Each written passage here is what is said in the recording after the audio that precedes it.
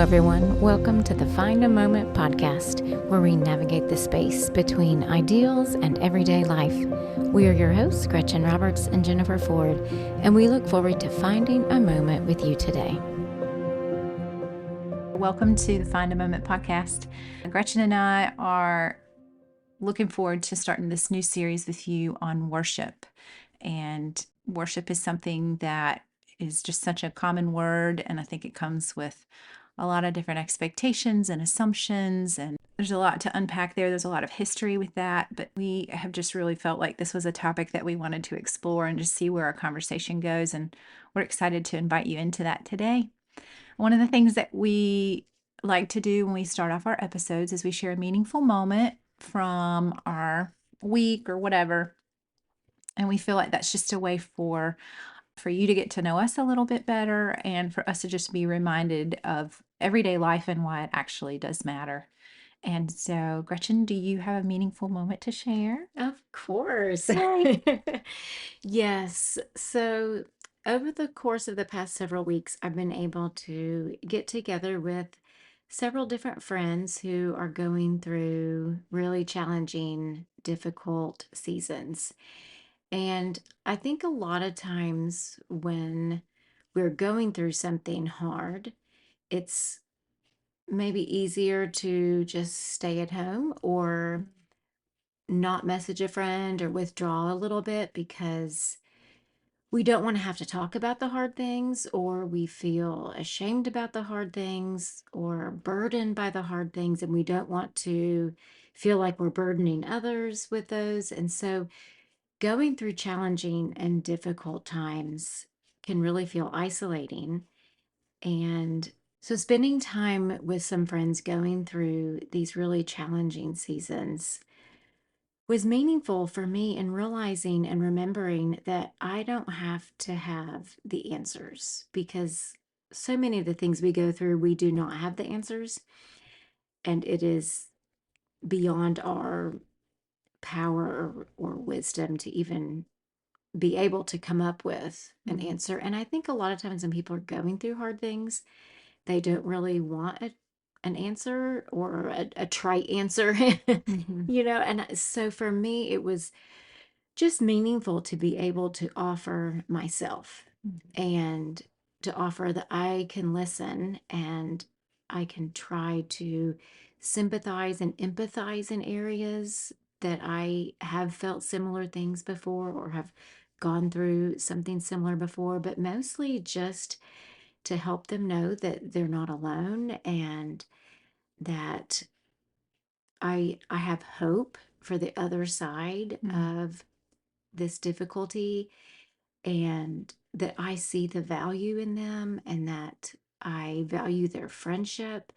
And to be a friend, you don't have to come to that relationship feeling joyful and whole and all these great things. Like, you can come to this friendship hurting, and I'm going to be here for you. And so it's just been a time of growth for me, I feel like, in deepening these relationships, because when you do walk through something hard, I think it definitely makes you feel closer to that person. So that's kind of my long answer for some very meaningful moments that I've had. And I encourage people who are listening, if you are going through something difficult, reach out to a friend. They are probably feeling like they want to connect with you and they don't know what to say.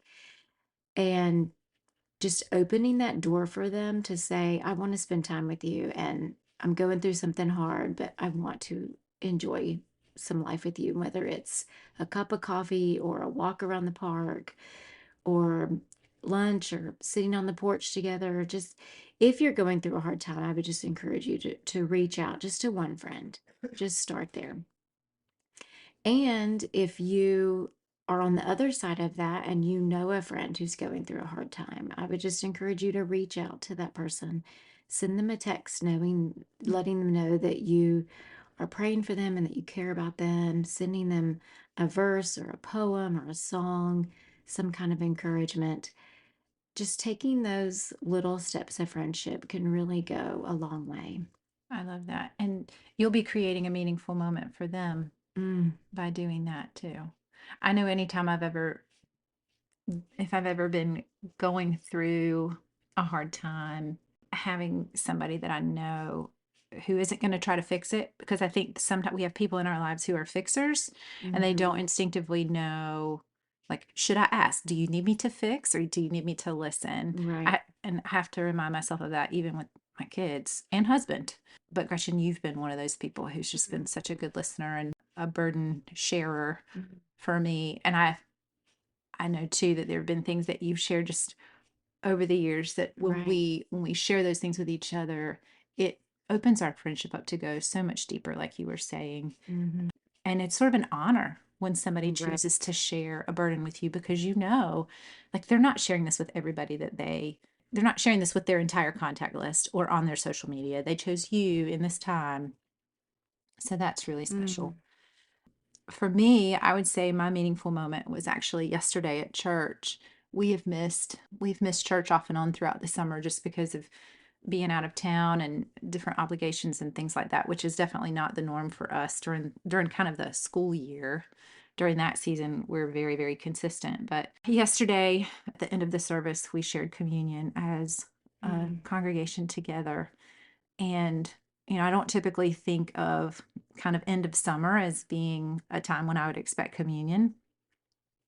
And it's kind of like when your favorite worship song comes, when they play that at church and you're like, oh, I love this.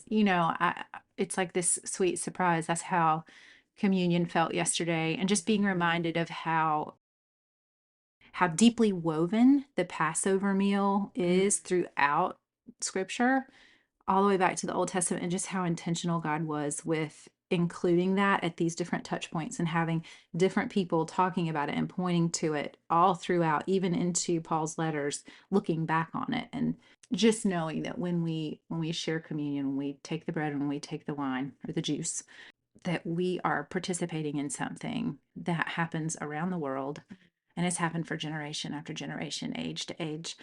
So that's this sort of transcendent thing. It's very mhm. personal, but it also feels very connecting to, I will say, the global timeless church Yes. in a way. And anytime we are prompted to confess and commune, I think is Mhm. meaningful. And I love that yesterday we were reminded that no matter what tradition or background we may have come from with our experiences, particularly surrounding communion, that scripture says that the invitation is for us to examine ourselves. And that is this offering to receive the conviction of the Holy Spirit and to return with confession to the Lord and to take and eat and to take and drink. And then we did this beautiful song when we finished. And it was a song that I hadn't heard before, but it was just such a special way to close that moment. So now that song is on my playlist. We have to add it in the show notes Yes. for this series Yes. because it is so Hmm. beautiful and so good. Yeah. And I love the way that they tied in the take and eat Yes. and how that was Mm. the first temptation in the garden Hmm. where Satan said, take and eat. Yes. And then the redemption through Christ when he says, take and eat. And just the beauty of the completion and the fulfillment through Jesus. Oh, it was such a Mhm. powerful moment. So, moving into I feel like our meaningful moment is connecting well with the topic of our new series, worship. So, I feel like it would just be good for us to start out by defining worship. And obviously, we can look in the online dictionary. Merriam Webster says worship is defined as the act of honoring or showing reverence for a divine being or supernatural power, as well as regarding someone or something with great respect or admiration. It can also refer to the ceremonies or acts performed in honor of a deity. So, for us in the Christian faith, defining worship, I think worship teams kind of Mm-hmm. curate their own definition, the way that they want to articulate that for them, for their team, and for their church. I think different people have their own unique way of articulating that is more personalized with how they experience and internalize worship. For myself, in trying to craft a kind of a concise definition for this conversation, I said that worship is responding in wholeness to the goodness and the glory of God. Mm. And Gretchen, do you have a definition of worship that would articulate sort of your own experience and how that flows out for you? I think for me, one of the things that our pastor said, I feel like it's been years ago that I first heard him say it, but he said, everybody is worshiping something. Mhm. And whether it is God or Jesus or yourself or your Right. career Right. or your bank account or your athletic ability, or I mean, there are so many things that we can worship. And for me, I kind of come back to where is my gaze fixed? Mm. And so for me, worship is a posture of a gaze fixed on the glory and the goodness of God. I love the word posture. I feel like that speaks to the wholeness, posture, your inner and your Mm, outer posture, your head, your heart. And so defining worship, now let's kind of move into the context of worship, because that is something that I think a lot of times we just when we say worship, we're thinking of the music part of a Sunday service. And so I think it's good for us to be reminded that there's different types and contexts for worship. So, obviously, corporate worship, the gathering on Sunday, private worship, which is something that is just between you and the Lord. It could be whenever, wherever. And then family worship is something that sometimes families choose to do together. And the context of your worship is probably going to define in many ways what that actually looks like kind of externally. But I think the idea of internal worship would be that you are still responding with your heart, with your mind, in spirit, in truth, no matter what your context is. mm. And I think it's easy for us to kind of rely on Sundays to be the Yes. place where okay, we've got the music, it's loud, or it's quiet and acoustic set or whatever. I think it's easy to kind of rely on that being our worship time, and then we go about our daily things throughout the week. But for worship to be seen as a lifestyle Hmm. and something that is possible in kind of everyday moments of life, which reminds me of the book Every Moment Holy. Yes. Such a You great introduced book. that book to me. Maybe you could share a little bit about what that book maybe has to do with our conversation. Mhm. So I think there are now three different, Yes. at least, Mhm. editions of it. And I first came across it when I was looking more at kind of the liturgical history of the church and wanting to bring in more of those liturgies and rhythms and those kind of things, and along with like the church calendar, and wanting to incorporate more into my own life and into our home. And so this book has liturgies, which basically some of them are more poetic, like a Mhm. poem. Some are more kind of a free verse kind of reading, and others are responsive. But there is a liturgy for washing windows, Mhm. and a liturgy for changing diapers, Mhm. and a liturgy for welcoming people into your home. And so it gives you beautiful language and really a posture of approaching so many things that are the everyday moments of Mhm. life, Mhm. but approaching those from a posture of worship and holiness. And I think another book that it reminds me of, that Every Moment Holy reminded me of too, was Brother Lawrence's Practicing the Presence of God. Mm. And that's another one that he talks about.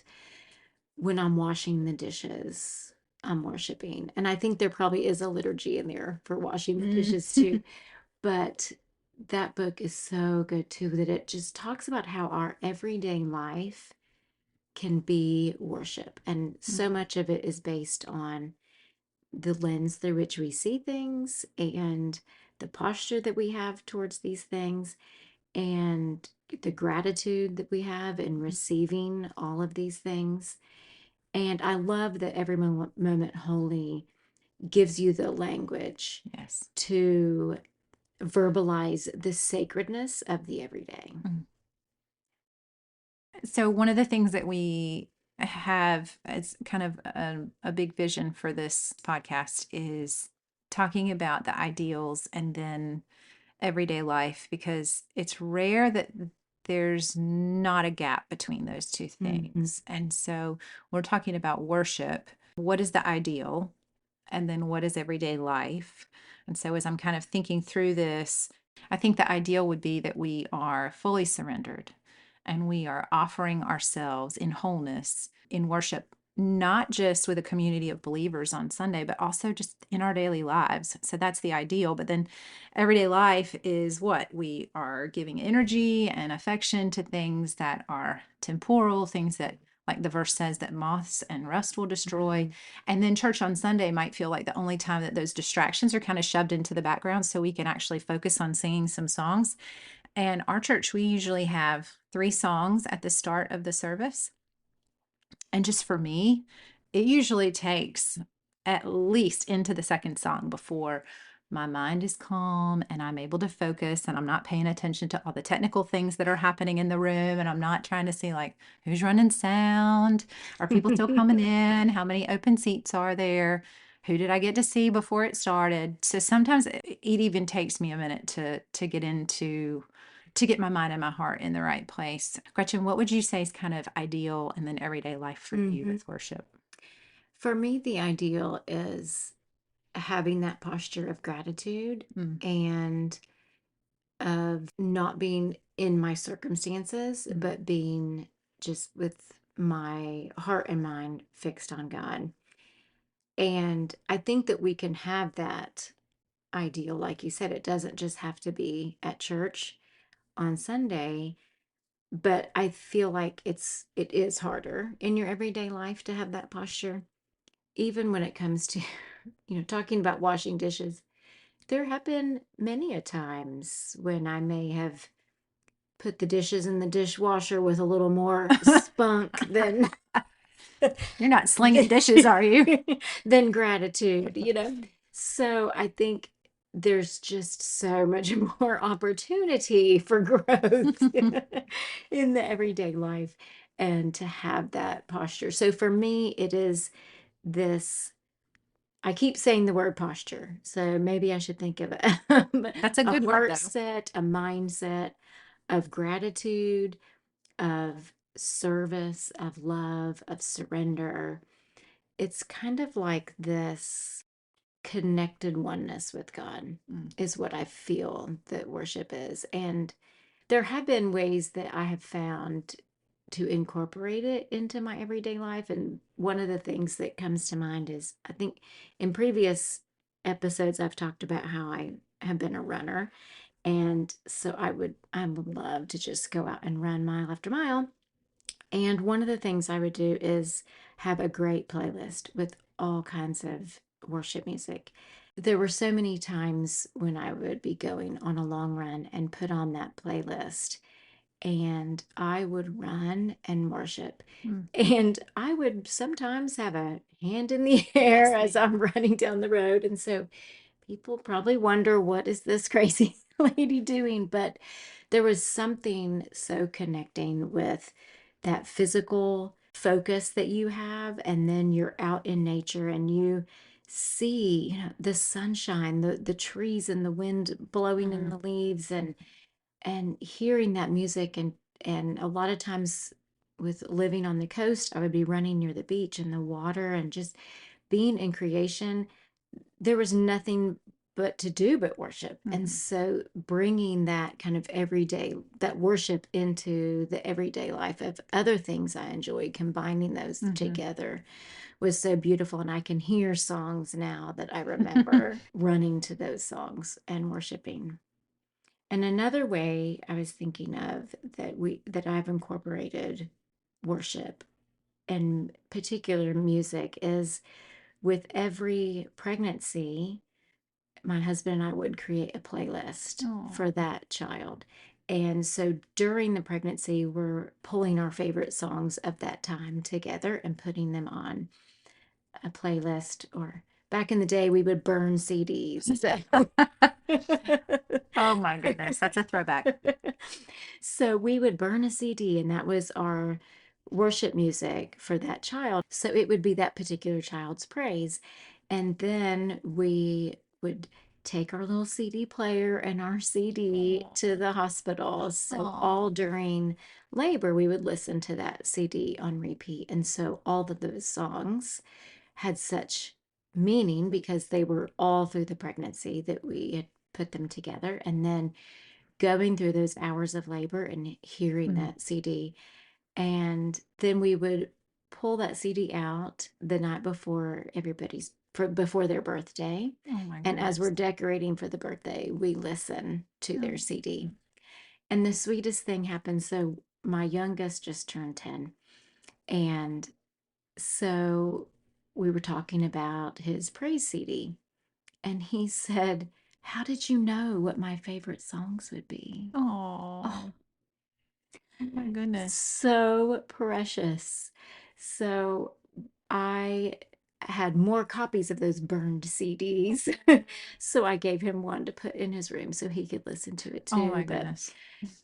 just the power of worship and music, and just remembering the labor and delivery process Mm-hmm. with that music. Mm-hmm. It takes, not that birth is an everyday moment, but Sure. it takes something that can be have fear and anticipation and worry and pain, and it turns it into a sacred space. Mm-hmm. Just the power of music and of Mm. worshiping. So those are a couple ways that have just been really meaningful ways that my sort of everyday life, or life outside of church, I would say, in that kind of corporate worship, where worship has really had just a sacred been a sacred part of my life. Mm. That's so special. I wish I had known to do that. I wish I'd had that idea, but for all you mamas who are still, Having those babies. so obviously from the Merriam-Webster definition, we can see that worship does not just have to be directed at where it belongs, really, which is to the Lord, but we can ascribe worship to things in our world, to things in our lives, whether they're things that we can control and have access to, or I'm doing air quotes around control, or perhaps it's athletes or celebrities or material things. I just know when I see football games and I see the people going wild, and there's so much intensity and emotion and response and engagement physically, and you hear the people using their voices, and people are just fully and wholly invested Hmm. in their teams. And then you look at concerts and you just Hmm. think about the response that these humans receive. There's something in us that is drawn to greatness, but I think ultimately that drawing is from the Lord, but we don't always know that that's really where that affection belongs and where that honor belongs. And so I think one of the questions that I feel like is worth asking is, how can we sort of take a personal inventory to assess the direction of our own personal affection and attention? Because I think we know that we're called as believers to not have idols, Hmm. but then we can kind of unknowingly create idols. But I think it takes some self-assessment and some reflection to consider those things. Sometimes idolatry kind of creeps up in your life. Like there's this point where it's kind of this gray area where there's an on-ramp where something is maybe in its proper place, but for whatever reason, it ramps up into this position of idolatry, that it has this place in your life that it really doesn't deserve. And I know for me, even social media has become that Mm. thing over time. And in different seasons, I've realized this has too much space in my heart, and it doesn't deserve that. It doesn't deserve the amount of attention Right. that my heart and my mind are giving it. So I guess one of the things that you just have to kind of consider for yourself is, how can you assess where your heart and your mind are? What are you worshiping in your life? And Gretchen, can you think of some things that somebody might be able to tune into for themselves to know okay, am I worshiping in the Mhm. right direction? Is the posture of my heart in the right direction? Is there a possibility that I am ascribing honor and glory to something that is displaced? Like it really should be really just on the Lord, on Mhm. Jesus. Well, it makes me think of times in my life when I have had to Mm, assess things, and where I have landed multiple times over the course of my life is being able to put something on the altar, so to mm, speak. And it goes back to even when, before my husband and I were married, and I was in my 20s and I wanted to be married, and I kind of felt like he was the one I was supposed to marry. And but not wanting to hold on to that for myself with mm, this tight grasp or try to orchestrate things so that it happened. And I found myself like really spending, like you said, the mental energy, the mhm, focus, and just a lot on that whole relationship and circumstances and all the what ifs. And so maybe I wasn't worshiping the idea of marriage, but it was kind of mm, taking more of a place in my mind and heart.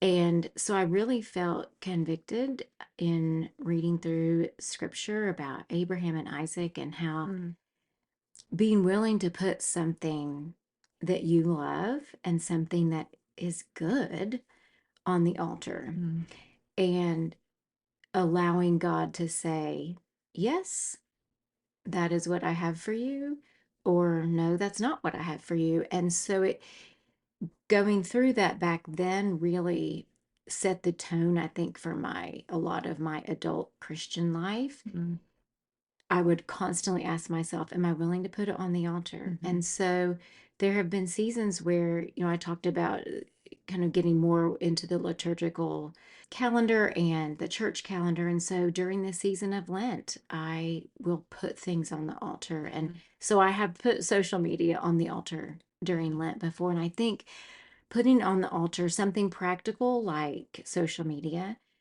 you can say, okay, I'm going to take a break from it mhm. for these 40 days, or maybe it's a month or a week, or even for some of us, just starting with a day would be a good Right. fast from something.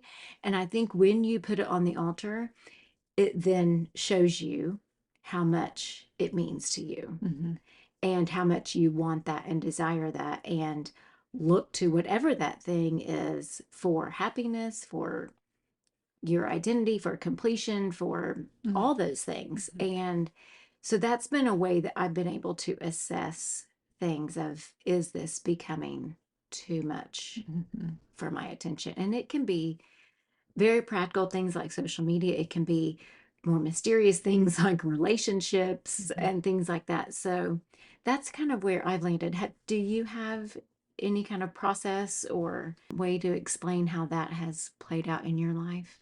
So when we were doing premarital counseling with the very wise Jeff Winchester many, many, Oh. many years ago, he was just the person we needed to walk us through that season because we needed somebody very sturdy and firm and somebody who would tell us to quiet down. And I remember him saying that the way that you know that something, or one of the ways to know if something is an idol, is if you're willing to sin to get it, or if you're willing to sin when you can't have it. Mm, And well, Gretchen, my experience when we were preparing for marriage, like while we were still dating before we got engaged, I mean, I kind of had a similar kind of wrestling with mm, like, what are we doing? Kind of that right. feeling of like anticipation. I know that this relationship is serious, but w- like how much do I need this? Like, do I Mhm, need this to know? Do I need engagement to know that I'm chosen? mm, Do I need this to reassure me of my value, to secure my future? Because even engagement in marriage doesn't do that. right. But at the time, it kind of feels like it is, and I was a a much less mature Christian at the time. But even with social media, I think at the time, I don't know that I would look at it and say I was willing to sin to get time on social media, but maybe the sin was that I was avoiding the things that I was called to steward. Mm, which may have even just been, my everyday life things, like whether it's tasks around the home or a conversation with a daughter or time with my husband. Maybe just not stewarding that time well could be Mhm. sinful. I think that was probably at the heart of why I felt it was wrong, is because I don't get those minutes back. If I look at my screen time on my phone and I see how many minutes I've spent just on my phone, those are minutes I don't get to Mm. recover. They're gone. Right. And those were minutes that the Lord assigned to my life, and I have relinquished them. Mm. Some of them were in ways that were necessary, scheduling a dentist appointment or, whatever. But then other times it was really just mindless. And Right. so I guess I could categorize that as being sinful. But I've just always remembered Jeff saying, if you're willing to sin to get it, and if you're willing to sin when you can't have it, that's a good indicator of Mhm. idolatry. And I think there will always be things, and it's going to be different for each person, but I do think that phones and technology make it really easy for that to kind of be the gateway to those idols. But because we have access to so much, but I still feel like those two questions Mhm. have been so valuable with me over the years. And then I think too about, like, what does a football game look like? How are people responding in the crowd at a football game, or, at a concert, Right. versus what does Sunday morning look like versus Right. a night of worship event? Because sometimes I feel like, why doesn't Sunday morning look like a night of worship? What are Right. we doing differently that makes us walk in and participate in such, like, contrasting ways? Right. Is it that people didn't just have to drop their kids off at Grow Zone, and, childcare is not provided at a night of worship for our church? So, there's like this different preparation. Like, why don't we see Sunday morning as a morning of worship? Like, why are we not invested and participating in the same way? So I Right. think sometimes for me, like, I view Sunday morning as this thing, like, I feel a sense of urgency to participate. Like, I don't want to miss that. Right. I don't know how many of my days I have left. Like, the Lord knows, but I don't. So what if this is my very last chance Mm. to worship with my congregation, with my community? Right. I don't want to miss it just because I'm analyzing things about the audio or the room or people still Right. walking in. So it takes some mental discipline to engage in a way that is putting my attention and my affection with my whole self Mm. in the direction that it should be. It reminds me, we lived in Arkansas years ago. And if you are from Arkansas or you know anything about Arkansas, you know that the Razorbacks Oh, are a huge deal. And there's a thing called calling the hogs, oh my. where it's this, I will not do. It sounds very Arkansas, but everybody's Googling right now. So Calling the just hogs. look up a video of people calling the hogs, right? So during college football season, one Sunday we were at church and the pastors from our church had gone to the University of Arkansas. And so there was just a lot of that team spirit there. They had won against one of their rivals. Maybe it was Alabama or Texas. And so at the beginning of the service, like in the opening, they said, and welcome, it's Sunday, and how about those hogs? Oh my goodness. And nearly everybody Oh. in that congregation, I mean, they did the full on woo pig suey calling the Oh hogs. my goodness. And I just remember thinking, oh my goodness, imagine if we came with that abandon for worship Mm, at the same, so it really brought those mhm, two scenario, mhm, those two things together. mhm. Go hogs, but And now I'm gonna have to go look it up. I think what that makes me kind of consider, like, the next thing I wanted us to talk about is, do we have to be taught how to worship, or do we kind of innately Mhm, know? When I think of watching a spider spin its web, nobody taught it how to do that. It was mhm, and if you watch a spider web being built, you realize this is a masterpiece, and there are types of fish that make these patterns in the sand to attract a mate, like these geometric patterns that are beautiful. These are things that somehow, through the mystery of creation and divine design, creation knows how to do these things. And so when I think about worship and I think about the way that we express that so freely in kind of mhm, the secular part of our lives, what is it about the church environment or the spiritual environment that seems to kind of dampen that. Mm. And I wonder if part of it is because I know that I have known people personally who said when they go into church, they want to see people with their hands raised. They don't want to see people who are clutching their coffee and not hardly singing and just standing really still. They want to be somewhere where people are freely worshiping. Mhm. And there are different churches where kind of the average worshiper there's kind of these Mhm. different ways that averages out depending on where you go. And I was raised in a tradition that was Presbyterian. You hold your hymnal, everybody Mhm. sings, and you stand up, you sit down. And then my best friend was raised in a Pentecostal holiness church, and she would do her dances and sing, and it was so different. Right. And so there's kind of these different kind of averages depending on where you go to worship, like church wise. Right. But when I think about my friend who said she wants to go somewhere where people are actively worshiping, physically worshiping, it kind of made me think, but we don't know the hearts of the people. Mhm. These people could be worshiping. So when I think about the difference between what I see at secular events and then what I see on Sunday, depending on what church, what your church environment is like, kind of what the typical worshiper is doing outwardly. I think about that and I do wonder like why are there some churches where things are more outward and expressive and physical? And then why are there churches where it does still feel more reserved? And are those same people the ones that are going wild at the concert and going Mhm. wild at the football game? And if they are, like, certainly there's some overlap there. So why does Sunday look different than the football game or the concert? And I think some people would assign judgment to that and say, well, people aren't worshiping Mm. what they should, they're worship. This is idolatry. They're worshiping that, but they're not worshiping the one true God.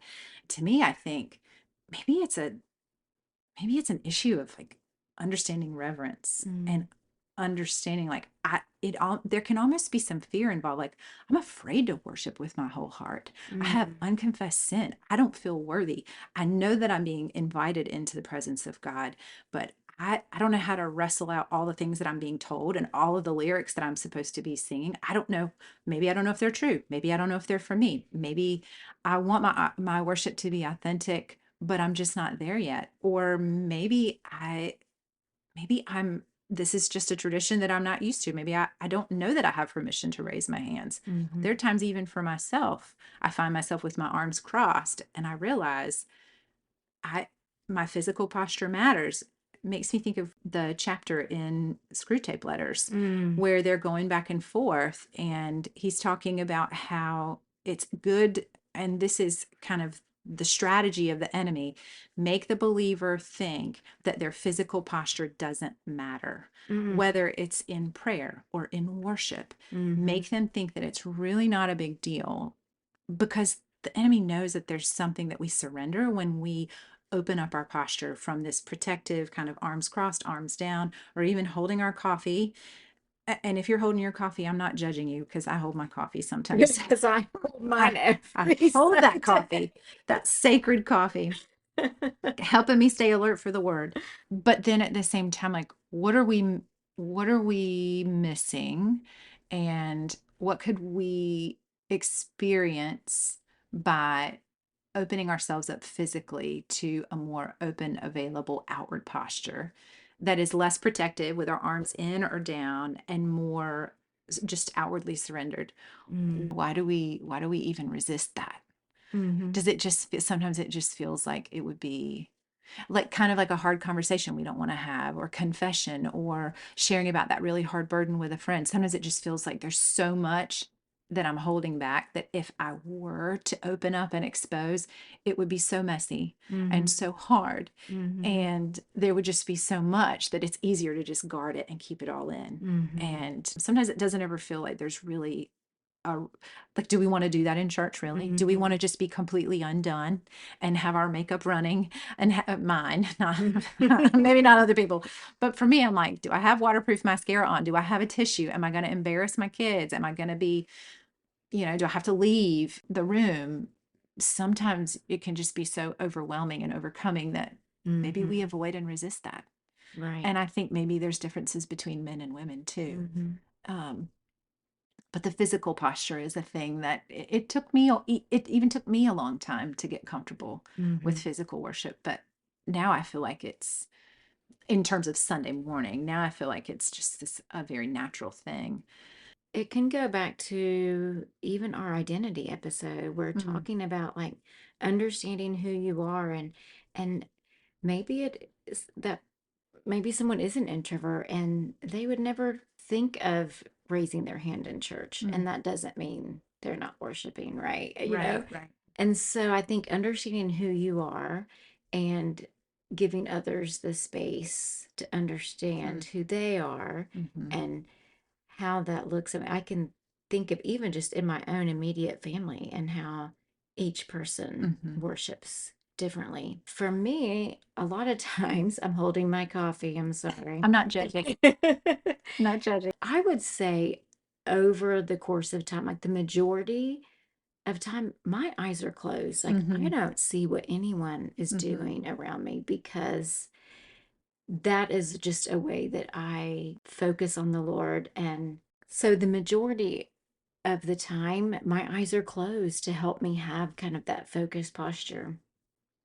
But when you mentioned kind of not knowing where people are in hmm, the audience and kind of what is going on in their heart during worship, it reminds me of the season when I had postpartum depression after mm, one of my pregnancies.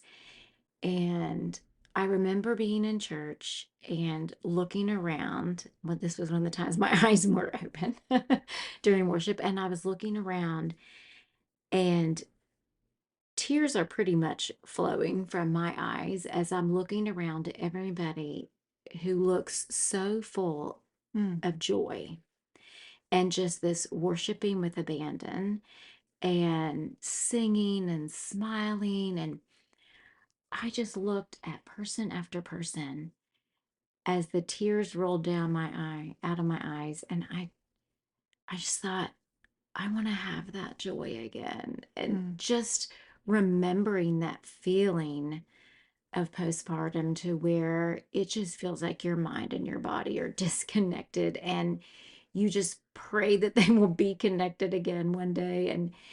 And so being in that season and realizing, you may be at church on Sunday and that may be what the person next to you mhm, is experiencing, and it is taking all the hope that they have to just stand up. mhm. And so that is, it's given me a different posture, and here it's that word again, and perspective about those around me and where people are. And then it also reminds me of one Sunday. I'm sorry, I have so many stories about Share them. This is worship. the place.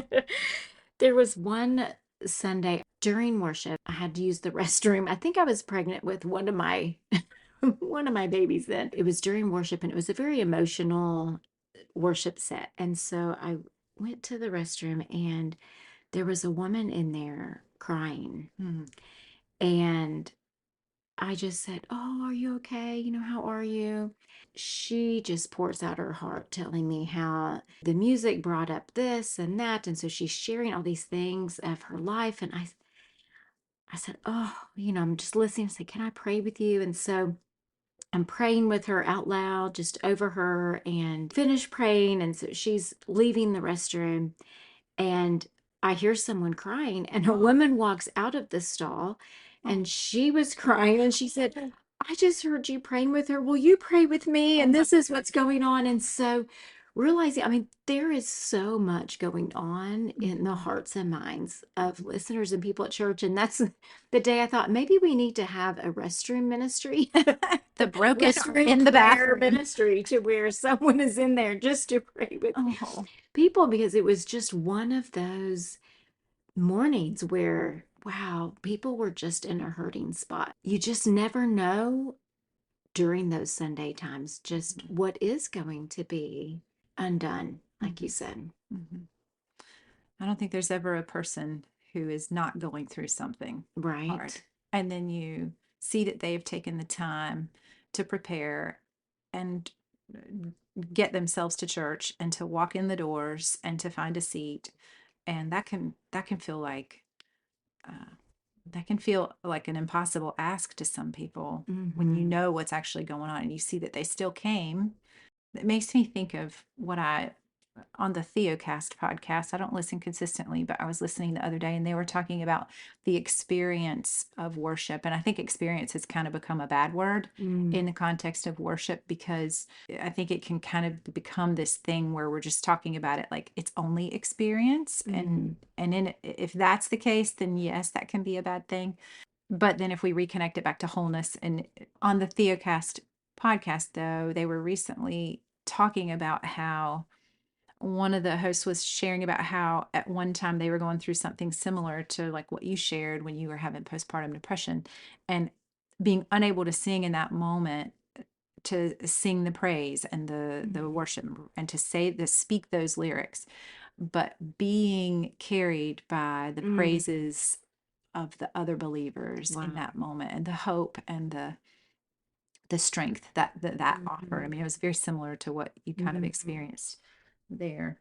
When we talk about worship, of course, scripture has a lot to say. And I just wanted to read John 4:23-24. It says, "Yet a time is coming and has now come when the true worshipers will worship the Father in the Spirit and in truth, for they are the kind of worshipers the Father seeks.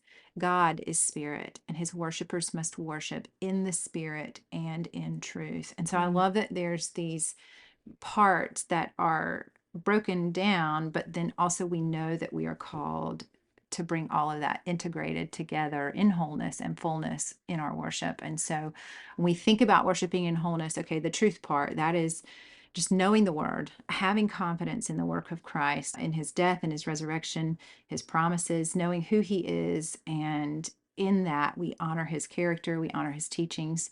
Consider that kind of in our head, the truth part being our head, and then worshiping it in spirit when we are engaging with the Lord on a personal and on a spiritual level, and we engage our whole heart. We recognize his divine nature, and it comes from a place of sincerity and authenticity. And so, if we worship without truth, we don't have a foundation of knowledge for who we are worshiping. Mm. And then if we worship without spirit, we're lacking the passion in our heart for God. And so those things have to come together. So then we think about our inner worship and our outer worship.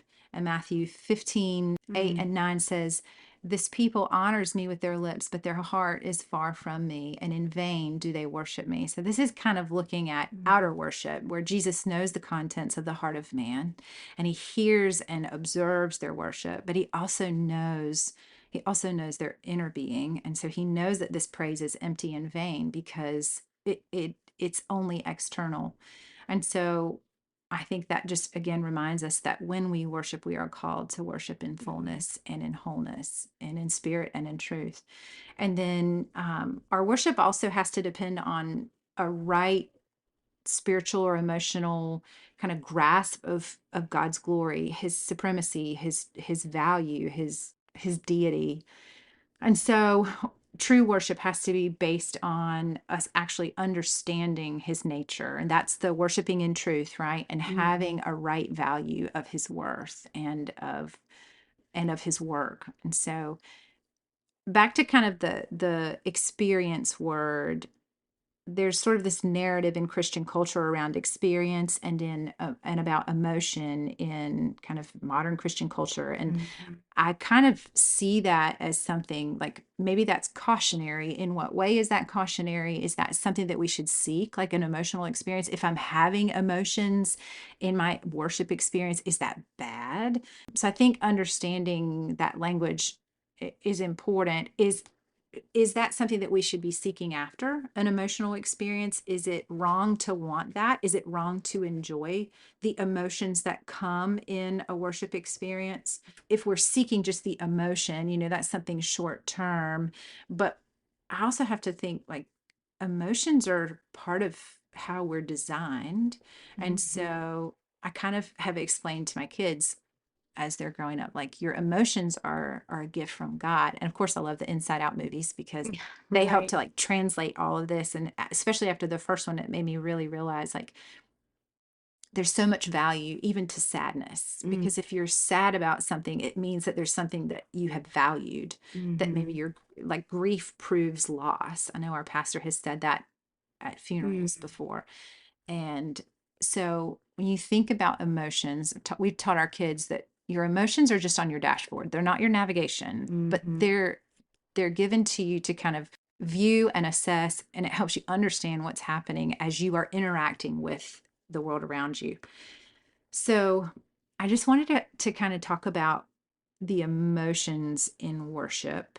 And there's even a song that I think about that it actually has some scriptural ties to it, but it's from a Christopher Tin album. Who Christopher Tin has written tons of music scores, and he's award winning, and you just have to. The album is called The Drop That Contained the Sea, but my favorite track on that album is called Waloyo Yomoni, so it's obviously in a different language, but the soloists are so gifted. It's got this huge symphony orchestra and also a giant choir singing with them. And that's one of the songs where, like, even if I just start the track, like at the very, very beginning, I just get overwhelmed with emotion mhm. because of just how powerful and how beautiful it is. So I know myself well enough to know that if I need to be productive, I cannot listen to music. I have to put on a podcast or an audiobook because it's just so, it just overwhelms me. Mm, But I know that's not the same experience for some people. Like Amelia loves to put on music and she can get lots of things done. So, yeah, and I think there was a time in my younger life where when I was younger, when it didn't quite, mhm, it wasn't quite like that to that extreme. But so thinking about emotion and when it comes to an emotional experience with worship, we know that like experience is just literally what we live. Like that's our lived reality. And when we worship, we are actually having an experience in the presence of God, right? And so mhm, if we ignore the emotional element of worship, that can actually be to our detriment, because I think emotions are not, I think, I know that emotions are part of God's design for humanity.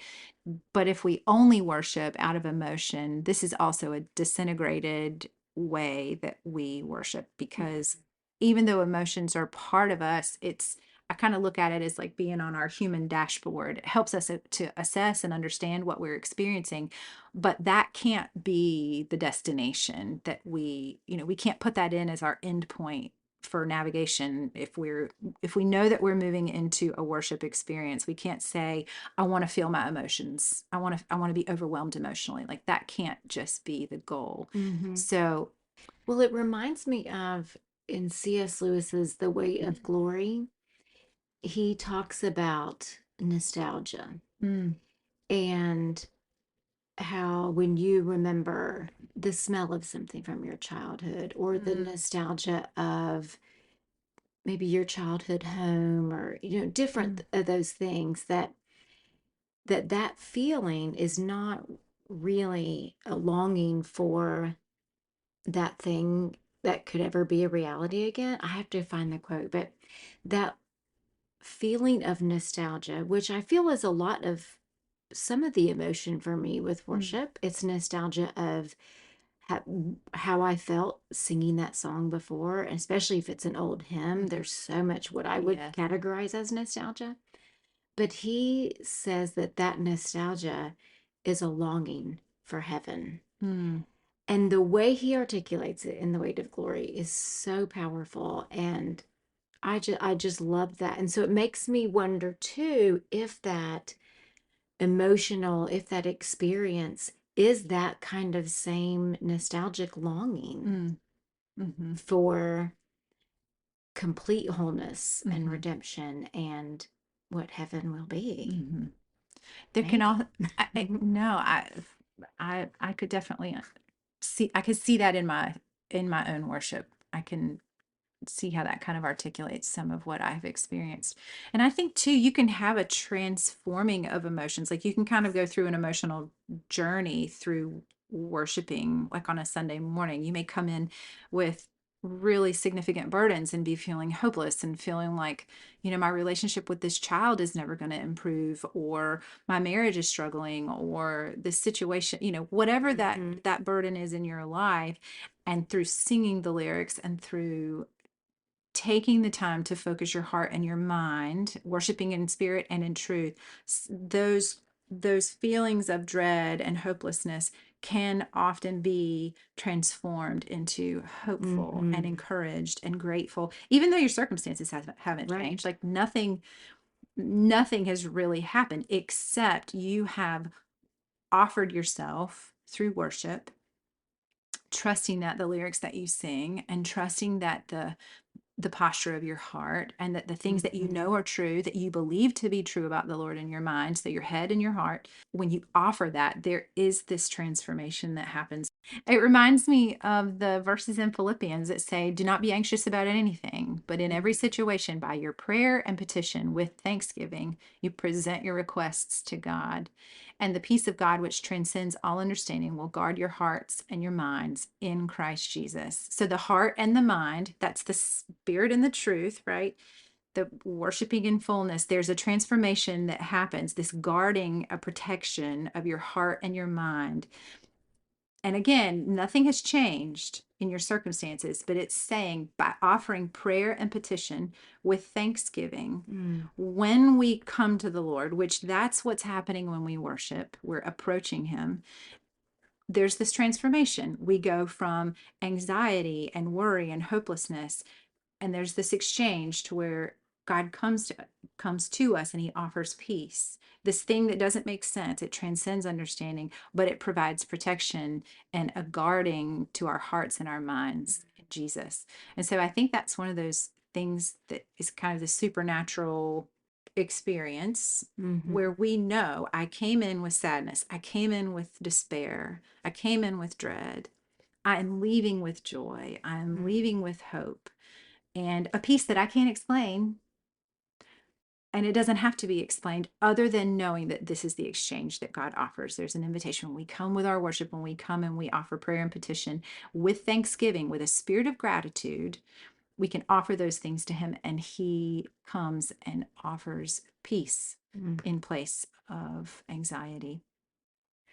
That was such a beautiful scripture, Jennifer, and I think such a great representation of our discussion today of really what is worship, what is the ideal, what is everyday life, and just coming back to the coming together of the heart, the mind, the thanksgiving, the gratitude, being in the presence of God.